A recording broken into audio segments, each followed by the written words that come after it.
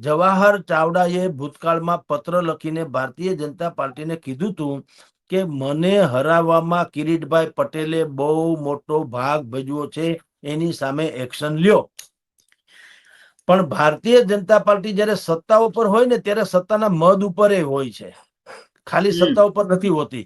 એ ટ્રસ્ટીશીપની ભાવના ભૂલી જાય છે, માલિકપણું દાખવવા માંડે છે. એને એમ લાગે હું પોળીને બજાર હાકડી.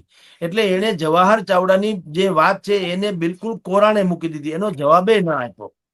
એટલે તેઓ શ્રી નારાજ તો હતાકાળમાં શું હોય, મોકાની રાહ જોવે. હવે કિરીટભાઈની સામે ભારતીય જનતા પાર્ટી એક્શન ન લીધા, જવાહરભાઈ ખમી ખાધા, હશે ભાઈ કાંઈ વાંધો નહીં. હવે બરાબર મોકો આવ્યો કે કિરીટભાઈ કોઈ પણ ભોગે ટિકિટ લઈ આવ્યા. અંતે ટૂંકમાં ગોપાલ ઇટલિયા જીતા, એટલે એના જ માણસો ગોપાલની સાથે હોય એવા અને જવાહર ચાવડાની નિકટ હોય એવા એને કીધું જવાહર ચાવડા જિંદાબાદ જિંદાબાદ.